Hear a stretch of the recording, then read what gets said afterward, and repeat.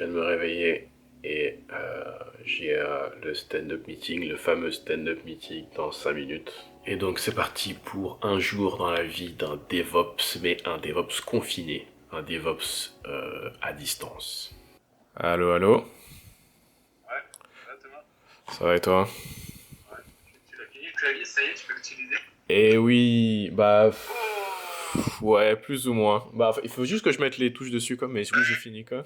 Pour moi, bah c'est simple. J'ai ce qu'on a parlé la dernière fois. J'ai exporté, enfin j'ai intégré le Squid Exporter dans le projet du Squid, que ce soit dans Packer. Si June, t'as un petit moment dans la journée, je verrai avec toi pour voir que si c'est pas trop de la merde ce que j'ai fait. Alright, Merci Delon. Ok, bonne journée. à plus. Alors bon là, on a un petit meeting à 1 heure pour pouvoir faire un petit sprint planning, c'est-à-dire choisir les tâches qu'on va faire dans la prochaine semaine. Je suis pas encore tout à fait sûr de ce que va y avoir pour moi. Là, je suis pas du tout réveillé, donc je vais aller prendre une petite douche et puis on va essayer de commencer. A few moments later. Bon, ça va un petit peu mieux. Je pense que je vais répondre à 2-3 emails et puis on va commencer.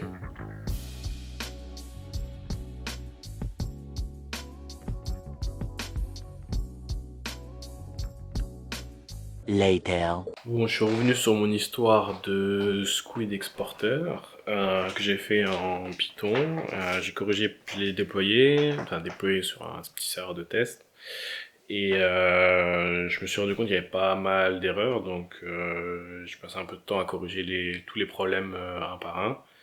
Et là, je suis face à un dernier problème, mais bon, un dernier problème, ça doit être le genre 19e dernier problème que j'ai. Et puis là, je suis un petit peu bloqué, donc je vais m'arrêter là, je vais respirer un coup, je vais aller faire à manger, puis quand je retournerai dessus, sûrement que j'aurai une illumination. Donc là, en fait, mon problème, en fait, c'est difficile. Premier truc, c'est que je sais pas c'est quoi le problème en fait. Donc pour rappel, mon Squid Exporter, il va chercher des métriques de Squid et puis ensuite il les expose par HTTP pour qu'il y ait un autre programme qui les récupère et qui les envoie là où il faut. Donc là, je fais mon programme, il va récupérer les données de Squid, il n'y a pas de problème. Il les expose par HTTP, il n'y a pas de problème. Si je curl mon service, je récupère les métriques. Le format a l'air correct, je dis a l'air parce que de ce que moi je vois, ça a l'air correct, mais de toute évidence, il y a quelque chose qui ne doit pas aller. Et par contre, le programme Metric qui doit récupérer les données de ce programme par HTTP, il fait bien l'appel, parce que je vois en fait qu'il fait le call HTTP, mais il s'en branle, il lit pas ce qu'il y a dedans. Donc là, je regardais, j'ai ajouté, donc j'ai comparé par rapport à celui qu'il y avait avant, qui fonctionnait mais qui faisait pas ce que je voulais, et j'ai vu qu'il y avait des différences dans les headers, donc j'ai changé le content type, etc. Mais là, le headers est pareil, le format des trucs a l'air pareil. Euh, je dois pas, peut-être probablement pas respecter quelque chose avec le format de Prometheus. Donc là, je peux pas vraiment vous dire c'est quoi le problème. Mais bon, c'est pas grave, je vais m'arrêter là, puis je suis sûr que ça va venir plus tard quand je vais revenir. Ah bah oui, je suis con. Et puis je vous dirai quand je vais trouver. Step. Bon, je viens d'avoir une petite révélation. En fait, j'ai été un petit peu aidé. Et donc, tu te souviens quand je parlais du problème que j'avais un petit peu du mal à résoudre parce que j'étais sur mon truc exporteur, blablabla. Il se trouve qu'en fait, tout ça, j'ai pas besoin de faire. Moi, ce que je voulais, c'était le nombre de requêtes par seconde. Donc, en gros, pour dire, dans 1 minute, on a eu 1000 requêtes, divisé par 60, ça donne, je sais pas combien de requêtes par seconde. Donc, bref, moi, c'est ça que je voulais. Je voulais un chiffre qui s'appelle une gauge dans Gauge, je sais pas trop comment on prononce. Gauge. Mais dans le langage Prometheus, c'est ça. Et une gauge contre un counters. Mais il se trouve que quand on graphe, en fait le counter, c'est un petit peu mieux. Tu sais, en dérivant sur une période de temps, tu peux trouver c'est combien qu'il y a eu entre telle période et telle période. Et en fait, il se trouve que la plupart des systèmes qui graphent ces métriques-là, ils prennent en compte ça. En gros, automatiquement, tu peux, à partir d'un compteur, sortir un taux. Et donc, en fait, je peux garder l'exporteur que j'utilisais au début et que je trouvais qu'il exportait pas les bonnes métriques. En fait, c'est moi qui faisais pas la bonne manière. Donc là, par exemple, le compteur, ça va être le nombre total de requêtes. Et ben, on voit que bah, c'est juste ça fait que monter, quoi, parce que ça s'incrémente. Donc là, ça monte droit parce qu'il y a juste de y avoir genre une requête par minute ou quelque chose comme ça. Mais bref, ça montera plus ou moins vite, mais ça fera que monter, ça va jamais descendre. Et donc ça, c'est ma métrique, celle que je viens d'afficher, le nombre de requêtes totales, qui est mon compteur. Et ce qu'on peut faire, c'est qu'on peut rajouter une autre métrique qui va être la dérivée de cette métrique-là. Et donc si on désactive celle-là, et celle-là on lui dit c'est une dérivée par la seconde, et ben là, ça me transforme avec un taux de requêtes par seconde. Donc là, ça me dit, on voit genre 86 requêtes, et puis c'est des RECPS, requêtes par seconde, parce que ça, c'est juste la légende, je l'ai changé. Mais on voit que là, c'est plus un compteur qui fait que monter. Ça monte, ça descend, et puis ça me permet de voir qu'est-ce qui se passe en temps réel sur notre serveur. C'est beaucoup plus pratique qu'un compteur sur lequel on ne peut pas faire grand-chose. Ça montre quelque chose que je vois même souvent, par exemple, sur le Discord. Il y a des gens qui ont un problème et donc ils rentrent dans un rabbit hole, ils trouvent une solution, puis ensuite ils vont plus loin dans cette solution, nanana, puis genre 3 étapes plus loin, ils se retrouvent bloqués et puis ils posent une question sur cette étape-là, l'étape où ils sont bloqués. Et moi, c'est ce que je faisais, par exemple, ce matin au fameux stand-up meeting. Et quand j'ai discuté avec un collègue, le premier truc qu'il me dit, c'est ok, explique-moi qu'est-ce que tu essayes de faire. Pourquoi est-ce que tu fais ce truc-là à la base, quoi. Ne m'explique pas c'est quoi ton problème, comment t'as débugué ou quoi, mais explique-moi pourquoi, là, tout ce que t'es en train de faire là, pourquoi est-ce que tu essaies de le faire. Et ça, c'est super important parce que il aurait pu m'aider à débugger mon problème, puis j'aurais pu débugger puis m'enfoncer encore plus loin dans mon truc, alors qu'en fait, je partais carrément dans la mauvaise direction, quoi. Donc je pense que c'est important quand vous posez une question sur le Discord ou bref sur les forums ou n'importe où, de donner pas mal de détails sur pourquoi est-ce que vous êtes en train de faire ce que vous êtes en train de faire. Avant de décrire le problème que vous avez avec ce que vous êtes en train de faire. Parce que ça se trouve, il y a une autre solution qui est 10 fois plus simple et qui va faire que vous n'aurez jamais besoin de résoudre votre problème en fait. Maintenant, j'aurais bien aimé savoir pourquoi ça fonctionnait pas. Je suspecte, je vais peut-être pas forcément me faire trop chier à savoir pourquoi, mais je suspecte que parce qu'en fait j'utilisais Flask et Flask répond en HTTP 1.0 alors que mon autre exporteur lui il répondait en HTTP 1.1. Donc peut-être que c'est ça, que Metribit il kiffe pas à cause de ça dans les headers. Pour tester, ça serait chiant, il faudrait que je fasse un autre serveur et tout, qui supporte 1.1, parce que Flask supporte pas 1.1, donc genre j'ai aucun moyen, donc il faudrait que j'ai un autre serveur qui serve la même chose pour que je puisse comparer, bref, ça me prendrait pas mal de temps pour trouver la réponse que j'ai pas forcément besoin, quoi. Donc pour fêter ça, je vais faire un petit coup de corde à sauter. Allez, je vais m'entraîner. Est-ce que je suis devenu fort ou pas? Ouais. 12 seconds later. J'essaie de revenir en arrière pour enlever le fameux exporteur que j'ai mis dans mon projet.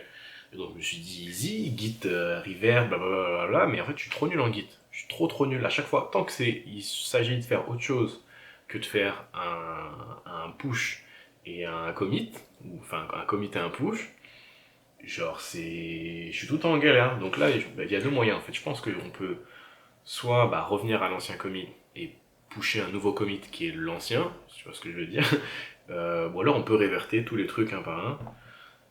Mais là, j'ai essayé de faire la première solution et je suis en galère. C'est compliqué, hein? Pourquoi c'est compliqué, Git, comme ça? Pourquoi c'est compliqué? Ça me fait penser, il faudrait qu'en fait, parce que après toutes ces années, à me prendre la tête à chaque fois que j'ai quelque chose d'un tout petit peu extravagant à faire dans Git, c'est des problèmes. Et ce que je fais, c'est que je fais juste pleurer comme je fais là maintenant, jusqu'à ce qu'il y ait quelqu'un qui vienne me voir en disant ah, c'est quoi ton problème et qui me donne la réponse. En fait, ce qu'il faudrait que je fasse, c'est que je fasse une formation Git pour sysadmin. Comme ça me forcerait à apprendre au moins la base de Git et de pas être en galère à chaque fois que je dois faire un revert ou un truc comme ça, quoi. Respirons, on va trouver une petite solution. Parce que le problème aussi, maintenant, c'est que même si je trouve une solution, maintenant que j'ai foutu la merde dans mon repo, que j'ai reverté juste un seul commit alors que je voulais en revert 3-4, bon, la chance que j'ai eue, c'est que j'ai juste ajouté un commit. Donc normalement, si je trouve la solution, je devrais pouvoir m'en sortir. Tu vois, il y a reset et revert. Alors reset, c'est pour ça que je veux pas. Ça rewrite l'history.